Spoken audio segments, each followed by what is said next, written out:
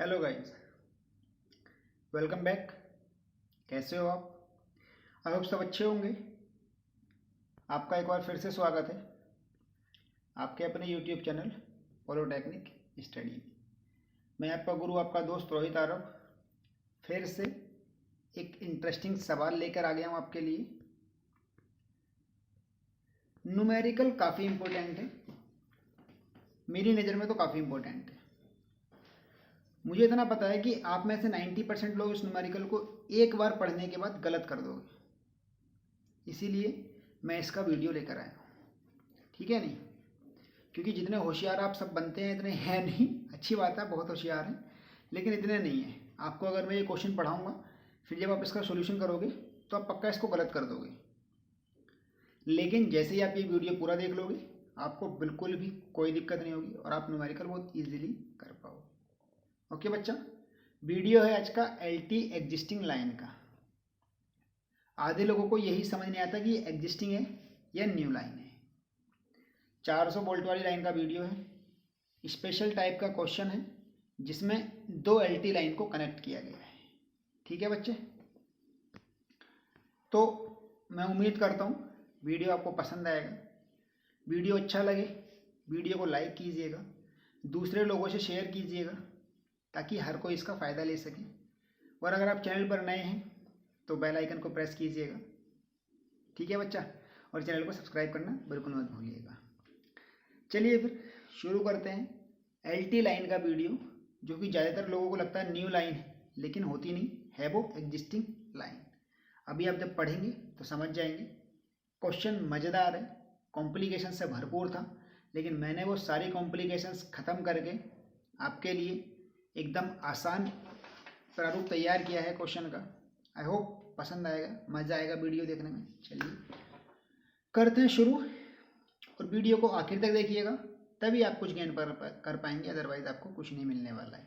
ठीक है बच्चा, चलिए देखिए क्या लिखा है कि एक क्वेश्चन है कि एक 415 volt 50 hertz 3 phase overhead line, सुन लो ऊपर देखो इधर, एक 415 volt 50 hertz 3 phase overhead line को 700 मीटर ले जाकर चलो एलटी लाइन से कनेक्ट करना है। मतलब पहले इस लाइन को 700 मीटर ले जाएंगे, फिर वहां एक एलटी लाइन खड़ी होगी, उससे कनेक्ट कर देंगे। लाइन में जो स्पैन है वो 70 मीटर का है, दो खंभों के बीच की दूरी 70 मीटर है। लाइन में 6/1 इंटू 2.11 mm ACSR कंडक्टर को यूज किया गया है।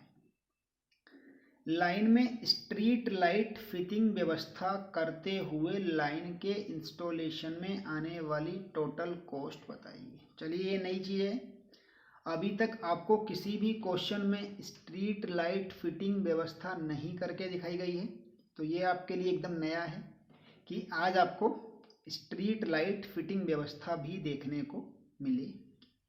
ओके बच्चा, चलिए और उसके बाद इसकी टोटल कॉस्ट बतानी है।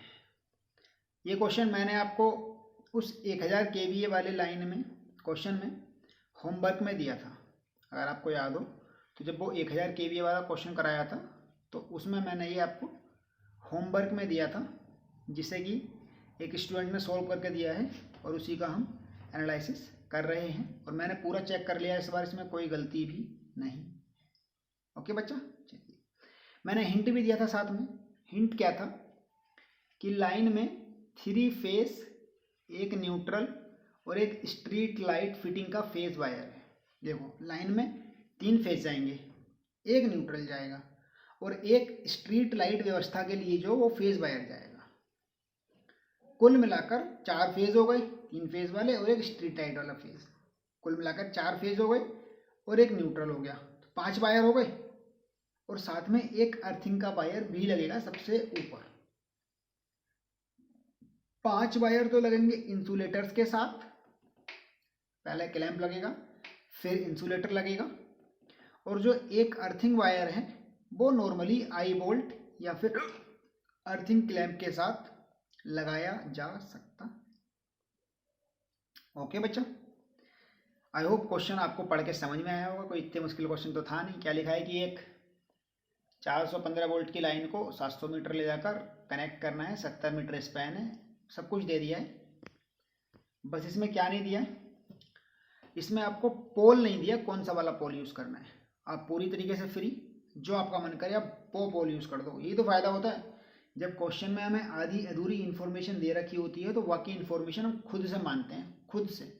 और जैसे ही हमें खुद से मानना पड़ा, हम हमेशा उस चीज़ को मानेंगे जो हमको सबसे अच्छी आती हो, है कि नहीं? ये आप जानते हो, मैं भी जानता हूँ। जब आपको खुद से मानना पड़ता है तो आप हमेशा उसी चीज़ को मानते हैं जो आपको सबसे बेटर, सबसे अच्छी आती होगी, है कि नहीं बच्चा?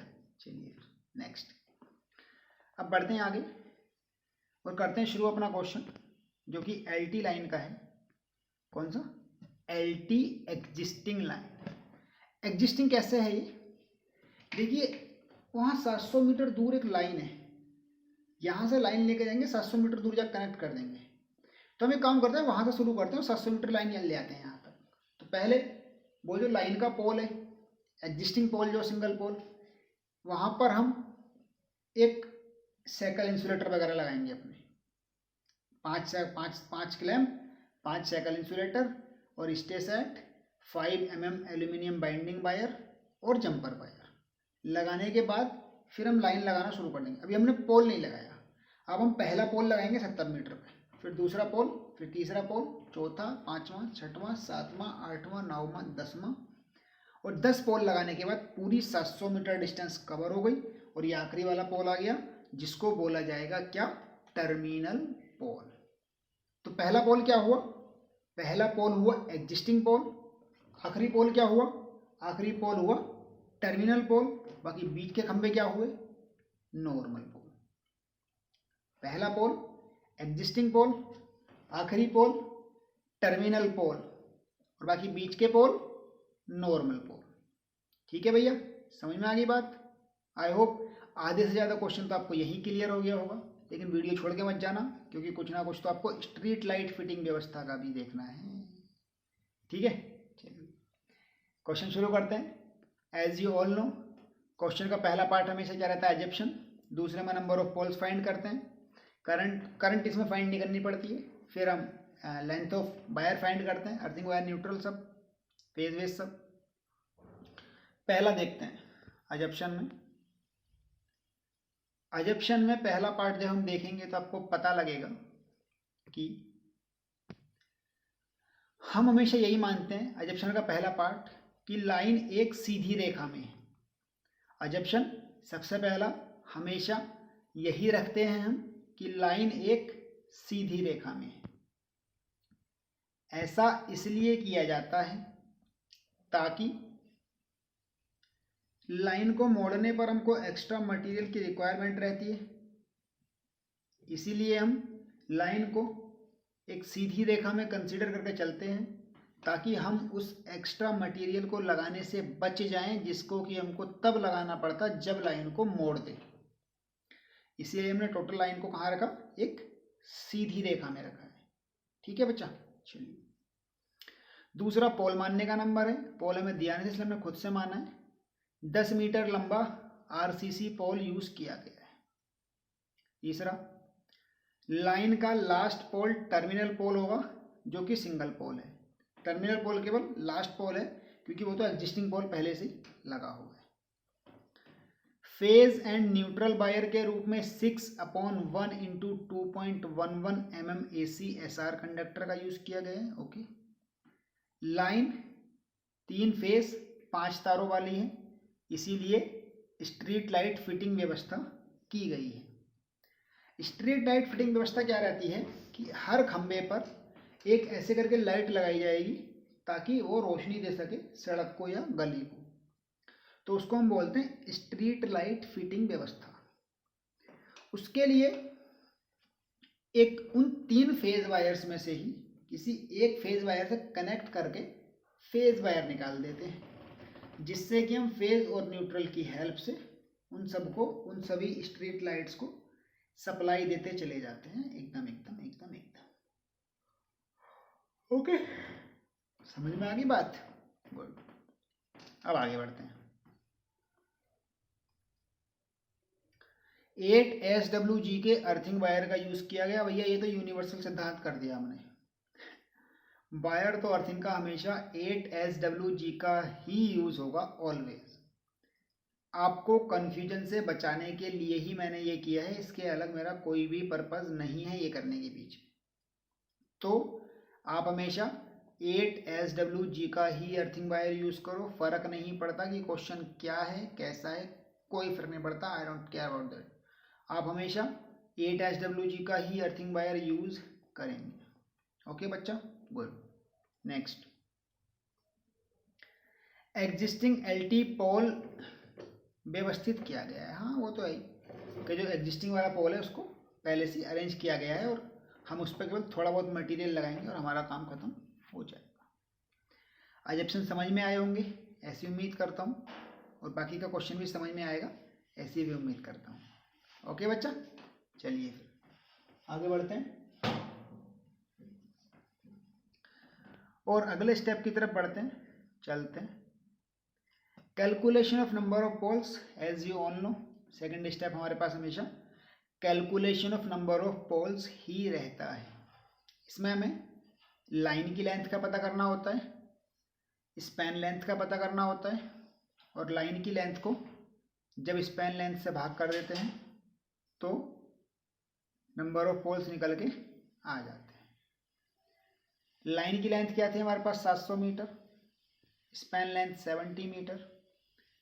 लाइन की लेंथ को स्पैन की लेंथ से भाग किया तो आ गया हमारे पास 10 पोल। कितने पोल आ गए? पोल आ गए हमारे पास 10। नंबर ऑफ पोल्स क्या हो गए? 10 पोल।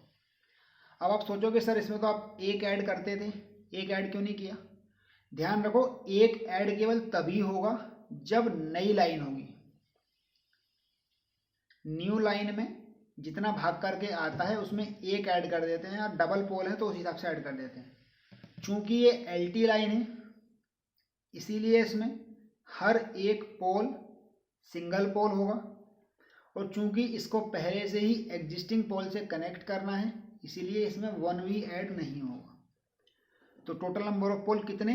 जितना भाग करके आया उतने ही टोटल नंबर ऑफ पोल रखे जाएंगे। फिर से सुन लीजिए, टोटल नंबर ऑफ पोल्स कितने रखे जाएंगे? टोटल नंबर ऑफ पोल्स उतने ही रखे जाएंगे जितना कि उनको लाइन की लेंथ को स्पैन की लेंथ से डिवाइड करके आया। कितना आया यहाँ पर? 10। इसीलिए टोटल नंबर ऑफ पोल्स कितने हो गए? 10। ओके बच्चा, चलिए। Calculation of length of conductor and phase and neutral wire के लिए देखिए, 3 फेज वायर थे, एक न्यूट्रल था और एक फेज वायर था स्ट्रीट लाइट का। 3 फेज वायर थे टोटल, एक न्यूट्रल वायर था और एक फेज वायर था आपका स्ट्रीट लाइट का। कुल मिला के कितने फेज वायर हुए? 4, और एक न्यूट्रल वायर, 5 वायर हुए। सारे के सारे सेम डायमेंशन के हैं इसीलिए 5 वायर 700 मीटर की लंबाई में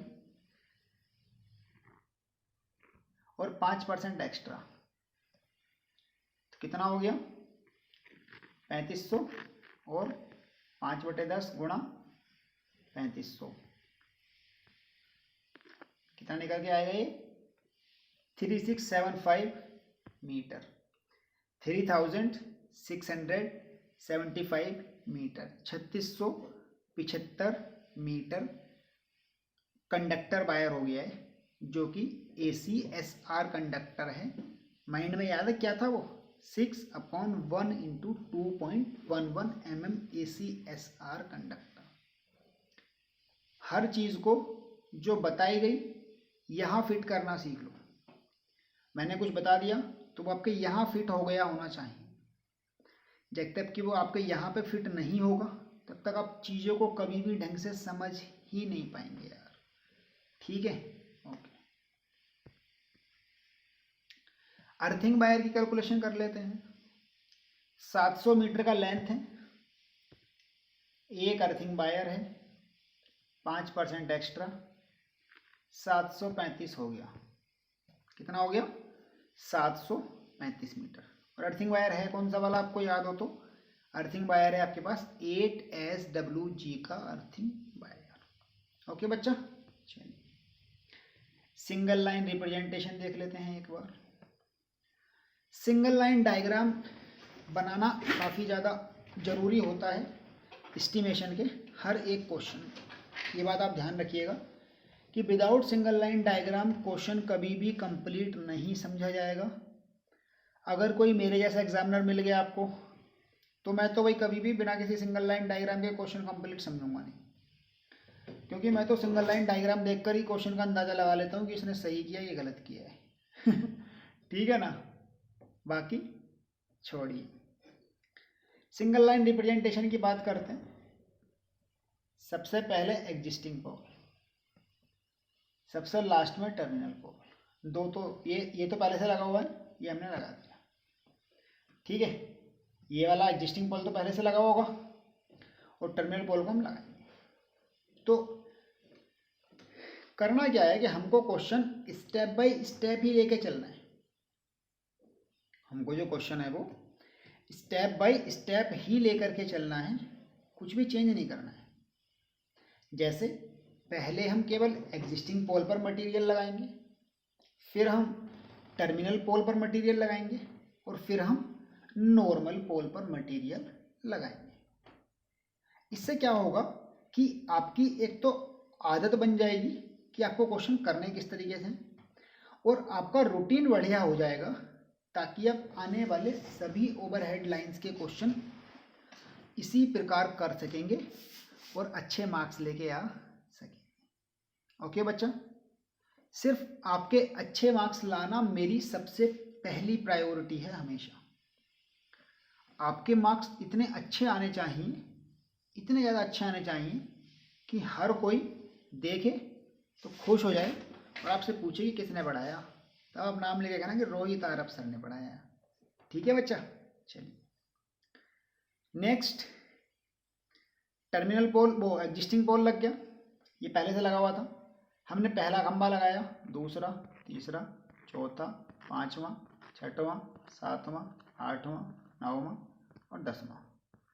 ये 10 खंबे लगा दिए हमने इस प्रकार, और आखिरी वाला जो 10वां है वो टर्मिनल पोल है। अब इस एग्जिस्टिंग पोल पे तो पहले से अर्थिंग हो रखी होगी, तो इस पे तो अर्थिंग तो करेंगे नहीं हम, बस इस पे क्या करेंगे, इस पे तो वो सब करेंगे, साइकिल इंसुलेटर क्लैंप और डी क्लैंप लगता है, ध्यान रखना। एग्जिस्टिंग पोल पर और टर्मिनल पोल पर डी क्लैंप लगता है, डी क्लैंप, और बाकी नॉर्मल पोल पर आई क्लैंप लगता है। ओके बच्चा, उसके बाद अर्थिंग के लिए आई बोल्ट या क्लैंप लगा करके फिर वायर ले आएंगे सारे के सारे। इसके बराबर वाले पोल को अर्थ करना पड़ेगा। उसके बाद चौथे पोल को अर्थ, 1 2 3 4, चौथे पोल को अर्थ किया, फिर चौथे पोल को अर्थ करो, 1 2 3 4, इसको अर्थ करो, फिर आखिरी वाले को वैसे अर्थ करना पड़ेगा। इससे बेटर है कि हम पीछे वाले को अर्थ कर देते हैं। अर्थिंग सेट में कोई कमी नहीं होगी, अर्थिंग सेट इतने रहेंगे। फिर भी कितने अर्थिंग सेट यूज हुए, 4 अर्थिंग सेट यूज हुए। कितने यूज हुए, 4 अर्थिंग सेट। एग्जिस्टिंग पोल, टर्मिनल पोल, सिंगल लाइन डायग्राम, कॉन्सेप्ट समझ में आ गया होगा बच्चा। बढ़ते हैं आगे और अब लिस्ट ऑफ मटेरियल्स को प्रिपेयर कर लेते हैं बिना किसी टाइम वेस्ट किए, ताकि आपका हमारा सबका टाइम बच सके। ऑलरेडी 20 मिनट का वीडियो हो चुका है।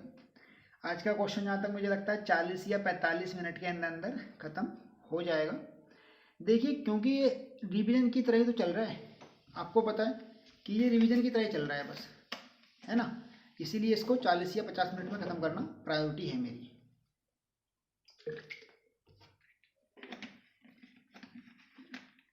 चलिए, लिस्ट ऑफ मटेरियल्स प्रिपेयर करते हैं। लिस्ट ऑफ मटेरियल्स तो मैक्सिमम 10 मिनट में प्रिपेयर हो जाती हैं यार, आपको पता ही है कितनी आसानी से करते हैं हम लोग। देखिए, टाइम कम लगना इसलिए भी है क्योंकि ये क्वेश्चन पहले से ही बन गया, कि क्वेश्चन पहले से किया हुआ है, तब तो मुझे केवल मुंह से बताना है बस। टाइम तो पहले खर्च हुआ, टाइम तो इस वीडियो की प्रिपरेशन में खर्च हुआ। पीपीटी बनाना, फोटोज लेना, स्कैन करना, क्वेश्चन करना, टाइम तो वहाँ खर्च होता है असली।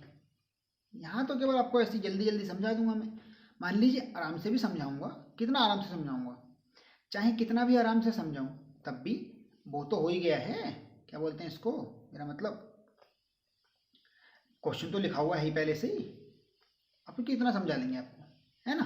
चलिए, और मेरा पर्पज़ भी नहीं है आपका टाइम वेस्ट करने का, मेरा पर्पज़ बस एक है कि आप वीडियो को पूरा देखा करें please, it's a request, skip ना किया करें। स्ट्रीट लाइट फिटिंग व्यवस्था में मज़ा आएगा, इसमें कोई दिक्कत नहीं है।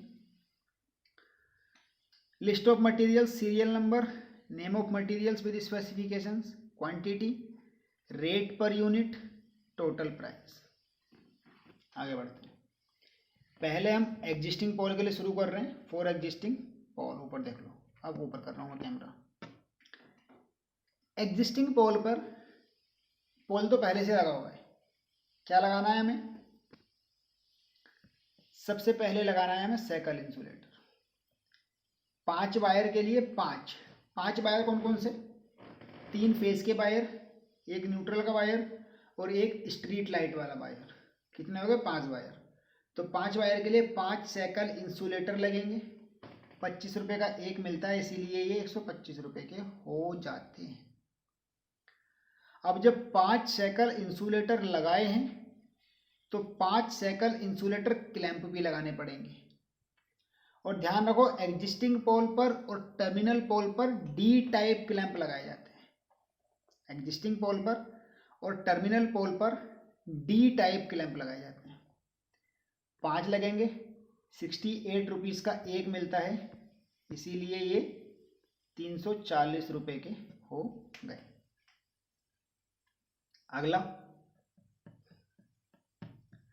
अगला देखें तो पता लगेगा हमको कि अर्थिंग वायर क्लैंप एक लगेगा, 30 रुपये का मिलता है, 30 रुपया हो गया। स्टे सेट हमेशा 2 लगते हैं। एग्जिस्टिंग पोल पर पहले इस तरफ को स्टे होगा, अब अगर हम इसी तरफ को लाइन ले आएंगे तो पोल वैसे ही झुक जाएगा, इसीलिए हमको उस पोल पर उस तरफ को भी 2 स्टे देने पड़ेंगे। ठीक है, 600 रुपये का एक स्टे सेट मिलता है, इसलिए 1200 रुपये के हो गए। ठीक है बच्चा, नेक्स्ट। अब है 5 mm एल्यूमिनियम बाइंडिंग वायर। एक इंसुलेटर पे 2 मीटर लगता है, 5 इंसुलेटर पे 10 मीटर हो गया, 2 रुपये का 1 मीटर मिलता है, इसीलिए 20 रुपये का हो गया। पूरी लाइन सफाया। जंपर वायर, एक इंसुलेटर पे 2.5 मीटर लगता है, 5 इंसुलेटर लगे, इसलिए 12.5 मीटर हो गया, 17 रुपीज़ पर मीटर मिल रहा है और 212 रुपये का हो गया। ओके बच्चा, प्राइस आप एक बार चेक कर लीजिएगा, प्राइस शायद गलत है इसमें, प्राइस का कोई इशू नहीं है, खुद से इसको चेक कर लेना, ठीक है नहीं। तो एग्जिस्टिंग पोल पे मटेरियल हमने लगा दिया, ठीक है बच्चा। एग्जिस्टिंग पोल पर हमने सारा मटेरियल लगा दिया। अब बारी आती है टर्मिनल पोल की। एग्जिस्टिंग पोल पर हमने सारा मटेरियल लगा दिया, अब बारी आती है टर्मिनल पोल की, फिर टर्मिनल पोल के बाद बारी आएगी नॉर्मल पोल की।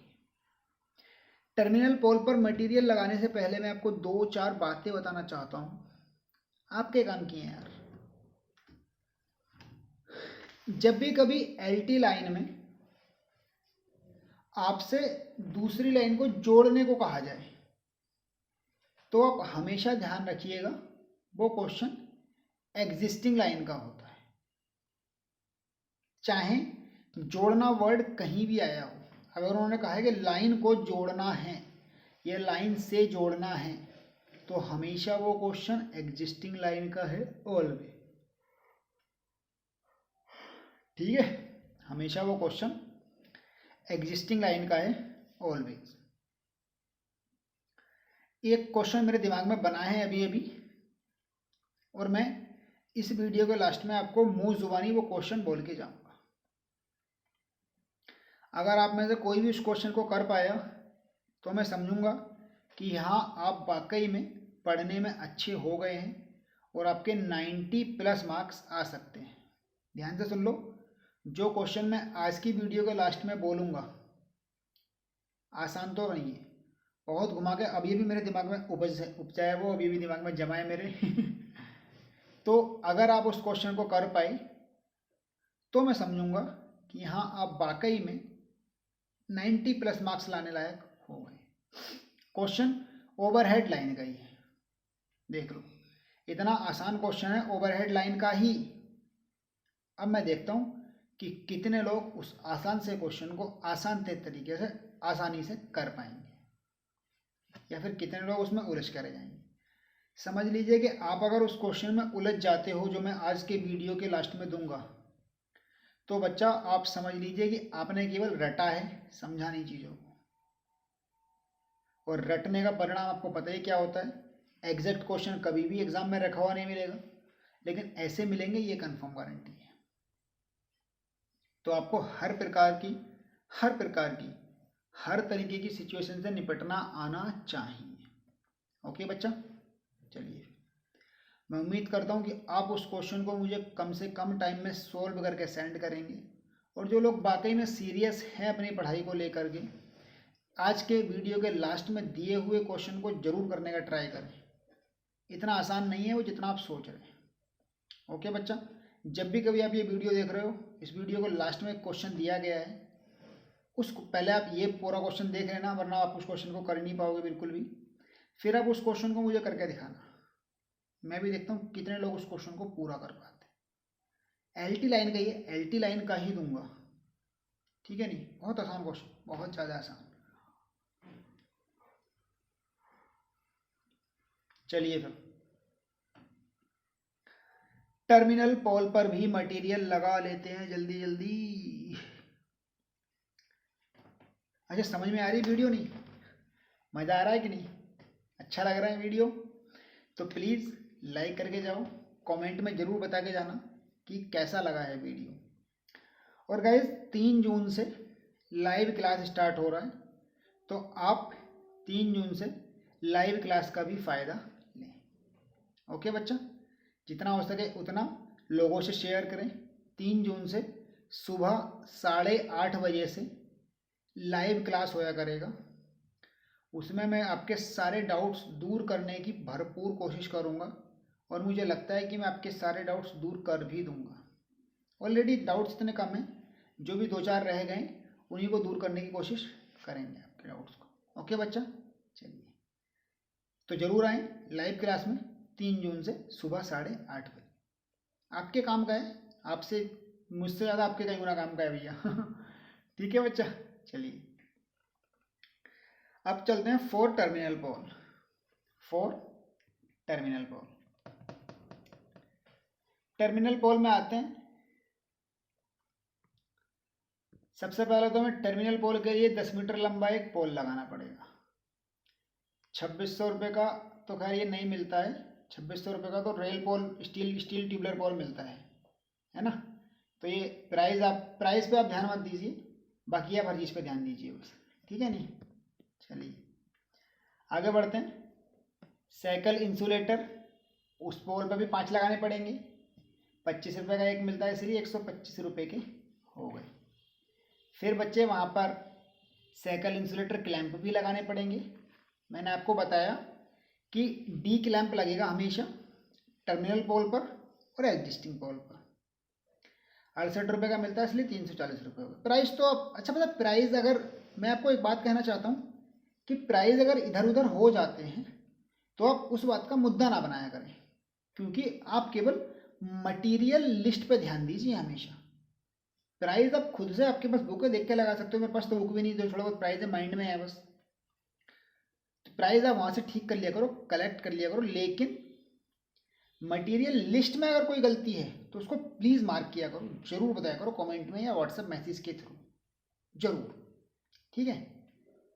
अब आई बोल्ट लगेगा टर्मिनल पोल पे एक, 15 रुपये का एक, 15 रुपये हो गए। आई बोल्ट किस लिए लगेगा? अर्थिंग वायर के लिए। किस लिए लगेगा आई बोल्ट? अर्थिंग वायर के लिए आपका आई बोल्ट लगेगा। ओके बच्चा, चलिए फिर हम लगाएंगे 5 mm aluminium binding wire. 2 metre लगता है 5 इंसुलेटर्स पे, 10 मीटर हो गया, ये हो गया हमारा 20 रुपये का। फिर लगाएंगे हम स्टे सेट, 2 स्टे सेट लगाएंगे, 600 रुपये का एक होता है इसलिए 1200 रुपये के हो गए। ओके बच्चा, टर्मिनल पोल पे लगने वाला मटेरियल ख़त्म हो गया।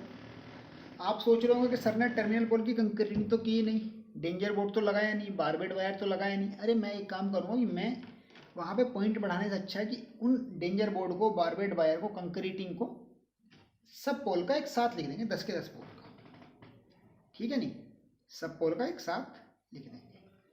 अब करते हैं हम फॉर नॉर्मल पोल के लिए। नॉर्मल पोल के लिए हम 10 मीटर लंबे आरसीसी पोल लगाएंगे, 9 पोल लगेंगे, रेट आप देख लेना।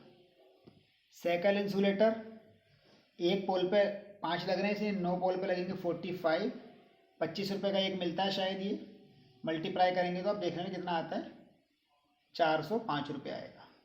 ओके बच्चा, ओके।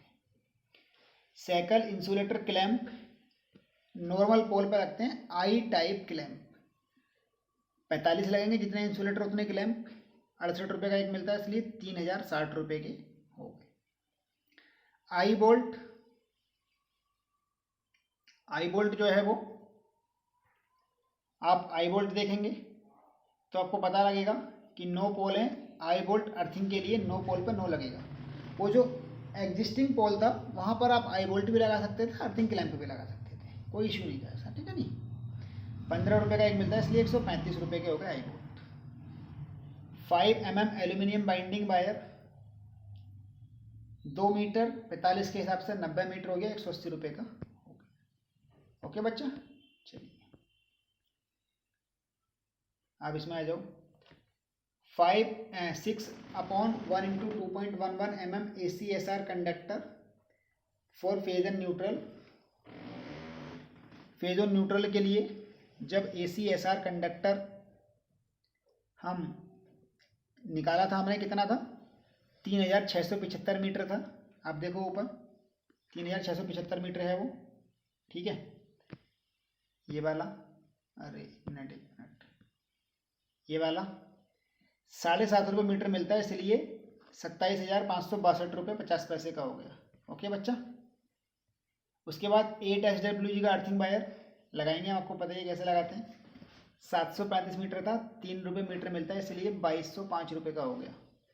प्राइस आप खुद से देख लें, खुद का लिस्ट तैयार क्या करो, बस केवल मटेरियल लिस्ट देखा करो क्वेश्चन से, क्योंकि अब आप इतने मैच्योर्ड हो चुके हो, आप इतने दिन से पढ़ रहे हो, तो आपको प्राइस लिस्ट देखने की ज़रूरत नहीं है ना, खुद से लगाया करो सारे प्राइस।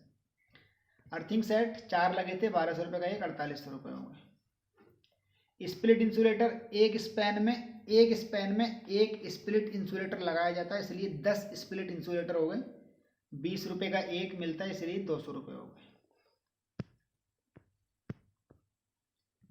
फिर बारबेड वायर सब पोल का एक साथ लगा रहे हैं हम, 5 पोल पर 5 मीटर लगता है, 10 पोल पर 50 मीटर हो गया, 1.5 रुपये का 1 मीटर मिलता है, इसलिए 75 रुपये का हो गया। आगे street light arrangement. Street light arrangement क्या रहता है कि पोल पर जो लाइट लगानी है, पूरा अरेंजमेंट, तो वो पूरी लाइट आती है फिटिंग के साथ।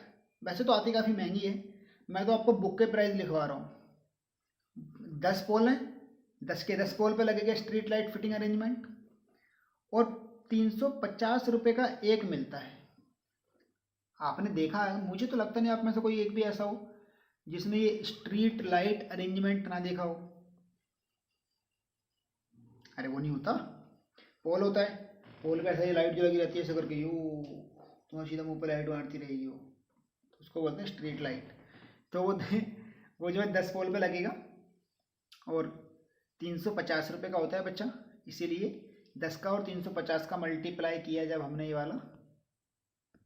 वाला तो वो आ गया 3500 रुपये। फिर डेंजर बोर्ड लगाएंगे क्लैंप के साथ, 10 के 10 पे 30 रुपये का मिलता है, इसलिए 300 रुपये हो गए। फिर सीमेंट की कंक्रीटिंग करेंगे सभी पोल की, 10 पोल की कंक्रीटिंग होगी, 60 रुपये की एक होती है, इसलिए 600 रुपये की हो गई। कंक्रीटिंग का मतलब रहता है स्टोन पैड, बहुत से लोगों को स्टोन पैड का मतलब नहीं पता।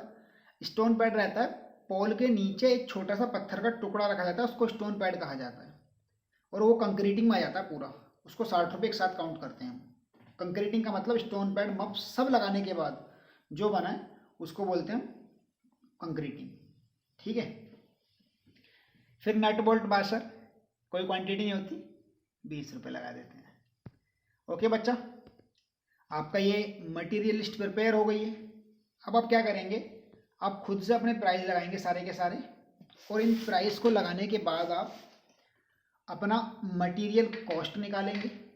मटेरियल कॉस्ट निकालने के बाद फिर आप उसका लेबर कॉस्ट निकालेंगे। लेबर कॉस्ट कितना होगा, 15% होगा मटेरियल कॉस्ट का। फिर आपका जब लेबर कॉस्ट निकल के आ जाए, फिर आप इमरजेंसी कॉस्ट निकालेंगे। इमरजेंसी कॉस्ट एज यूजुअल आपको पता है कितना होता है, 5% होता है मटेरियल कॉस्ट का। फिर जब आपका लेबर कॉस्ट, इमरजेंसी कॉस्ट सब निकल जाए, तो आप टोटल प्रोडक्शन कॉस्ट निकालेंगे। उसमें आप material cost, labour cost and emergency cost तीनों को ऐड कर देंगे, और आपका फाइनल आंसर जो कि टोटल प्रोडक्शन कॉस्ट होगा वो बन जाएगा। आप यहाँ दिए गए प्राइस पर बिल्कुल भी ध्यान ना दें, केवल अपने खुद के प्राइस लगाएं, बस लगाए हुए मटेरियल्स पर ध्यान दें, प्राइस पर ध्यान ना दें। खुद के प्राइस लगाओ, फिर पूरा क्वेश्चन सोल्व करो आगे का। मटेरियल, पहले बात तो वीडियो देखो, वीडियो देख कर खुद क्वेश्चन किया करो, ठीक है बच्चा। चलिए, तो समझ गए आप क्या करना है क्वेश्चन में, कैसे कैसे करना है। अब मैंने आपसे कहा था कि इस वीडियो के आखिर में मैं आपको एक न्यूमेरिकल दे के जाऊंगा, वो न्यूमेरिकल हाजिर करते हैं आपके सामने। पहले उससे पहले एक बात कहता हूँ कि वीडियो अच्छा लगा है बच्चे तो वीडियो को लाइक करो, कमेंट करके ज़रूर बताओ कि सर ये पार्ट अच्छा और ये पार्ट बेकार है। अगली चीज़ कि आप प्राइस पर ध्यान ना दिया करें, आप केवल लगाए हुए मटेरियल्स पर ध्यान दिया करें। प्राइस लिस्ट आप खुद से बनाया करो ऑलवेज, मतलब अभी तक आपने काफ़ी सीख लिया ना प्राइस लिस्ट बनाना, अब आपकी ये जिम्मेदारी बनती है कि प्राइस लिस्ट आप खुद से बनाना सीखो। वो सारे के सारे पोल्स के प्राइस याद करो, इंसुलेटर्स के प्राइस याद करो, ईच एंड एवरी प्राइस याद करो जो आपके काम में आने वाला है। अगर आप अभी भी टेबल के भरोसे काम करते रहोगे तो एग्जाम में भी टेबल की नीड पड़ेगी, और एग्जाम में टेबल मिलेगा नहीं। एग्जाम में टेबल मिलता है ये वाला जिस पर रख के पेपर करते हो और कोई सी टेबल नहीं मिलती, बस केवल वही वाला टेबल मिलता है जिसमें आप वो रख के पेपर कर रहे होते हैं ना, उसके ऊपर। बस सोचो बेटा क्या करोगे फिर उस टेबल पे, उस टेबल से देख लोगे सब कुछ है? नहीं देख सकते ना उस टेबल से। इसीलिए हमेशा एग्जाम में टेबल की उम्मीद मत करना, क्योंकि नहीं मिलती है। आप कैलकुलेटर खुद से लेके जाओगे सारे के सारे, ठीक है। तो आप टेबल, प्राइस, हर चीज़ का याद कर लो जो रिक्वायर्ड है आपके क्वेश्चंस को करने के लिए। ओके बच्चा, चलिए ज्ञान खत्म। अब क्वेश्चन लीजिए। क्वेश्चन ये है, ध्यान से सुनिएगा। क्वेश्चन ये है कि दो ओवरहेड, लिख लीजिएगा आप चाहो तो, वही मानो तो आपका करके सेंड। ये क्वेश्चन इतना है कि मैं गारंटी देता हूँ शायद ही कोई एक स्टूडेंट ऐसा होगा जो उसको सही करके भेजेगा। अगर आपने ये क्वेश्चन सही करके दिखा दिया मुझे, तो आपने नहीं भी दिखाया ना, आप बात, लेकिन आप कैसे जस्टिफाई करोगे सही है गलत है, वो मैं करूँगा। अगर ये क्वेश्चन आप कर पाए ना, तो समझ लेना आपके 90+ मार्क्स कन्फर्म है। चीज़ों को आप समझना सीख गए हो। सुनिए, एक ही बार बोलूँगा, दोबारा नहीं। दो ओवरहेड एलटी लाइन के बीच, नहीं इसको कुछ इस प्रकार से लिखिए कि दो ओवरहेड एलटी लाइन एक दूसरे से 350 मीटर की दूरी पर है। दो ओवरहेड एलटी लाइन एक दूसरे से 350 मीटर की दूरी पर है। फिर से सुन लीजिए, दो ओवरहेड एलटी लाइन एक दूसरे से 350 मीटर की दूरी पर है। किसी ओवरहेड लाइन द्वारा जिसका स्पैन 50 मीटर है, उन दोनों ओवरहेड लाइंस को कनेक्ट कीजिए। इस प्रोसेस में लगने वाले मटेरियल की लिस्ट बनाइए और उसमें आने वाला टोटल खर्च बताइए। फिर से सुन लीजिए, 2 ओवरहेड लाइन एक दूसरे से 350 मीटर की दूरी पर है। इन ओवरहेड लाइंस को किसी ओवरहेड लाइन जिसका स्पैन 50 मीटर है के द्वारा कनेक्ट कीजिए। ओवरहेड कनेक्ट करना है, अंडरग्राउंड नहीं, ओवरहेड कनेक्ट करना है। इस पूरे प्रोसेस में लगने वाले मटेरियल की लिस्ट बनाइए और साथ में खर्च भी बताइए। नोट ये है कि इसमें 10 मीटर का रेल पोल यूज किया गया है और 6/1 into 2.11 mm ACSR conductor use किया गया है, जो कि आज वाले क्वेश्चन में किया। अगर आप ये क्वेश्चन कर पाते हैं तो 90+ मार्क्स आपके कहीं नहीं गए, ये गारंटी मेरी। दिखाना जरूर करके। फिर से एक बार क्वेश्चन एक ही बार बोलता हूँ। 2 ओवरहेड लाइन जिनके बीच की दूरी 350 मीटर है, उन्हें किसी ओवरहेड लाइन द्वारा जिसका स्पैन 50 मीटर है कनेक्ट करना है। इस पूरे प्रोसेस में लगने वाले मटेरियल की लिस्ट बनाइए और इस पूरे प्रोसेस में आने वाला खर्च भी बताइए। जबकि दिया गया है, क्या दिया गया है कि 10 मीटर लंबे रेल पोल का यूज़ किया गया है और कंडक्टर वायर के रूप में 6/1 इंटू 2.11 mm ACSR कंडक्टर का यूज़ किया गया है। ओके बच्चा, बस इतना ऐसा क्वेश्चन था, आप करके दिखा दीजिए। बहुत उम्मीद है, कुछ लोगों से तो उम्मीद है ही खैर, तो जो इस क्वेश्चन को करके दिखा देता है, मैं नहीं समझता कि उसके मार्क्स कभी कम हो सकते हैं। उसके मार्क्स हमेशा हमेशा 90+ आएंगे, जहाँ तक मुझे लगता है। ओके बच्चा, वीडियो कैसा लगा? अच्छा लगा है तो लाइक जरूर करना। वीडियो को आखिरी तक देखने के लिए आपका बहुत बहुत धन्यवाद। आपको कोई भी PDF नोट्स चाहिए हो, overhead line, underground line, whatever किसी भी टॉपिक का, आप हमें ईमेल कर सकते हैं। हमारा ईमेल ID है polytechnicstudy2019@gmail.com। आप व्हाट्सअप कर सकते हैं 8958617732 पर। Second year and third year के व्हाट्सएप ग्रुप बने हुए हैं यूट्यूब, आप चाहो तो उनको ज्वाइन कर सकते हैं। ओके बच्चा, चलिए फिर जल्दी मिलते हैं फिर किसी ऐसी ही वीडियो के साथ। तब तक आप इस क्वेश्चन को कीजिए जो मैंने दिया है। ठीक है बच्चा, चलिए मस्त रहिए, पढ़ते रहिए और देखते रहिए हमारा चैनल पॉलिटेक्निक स्टडी।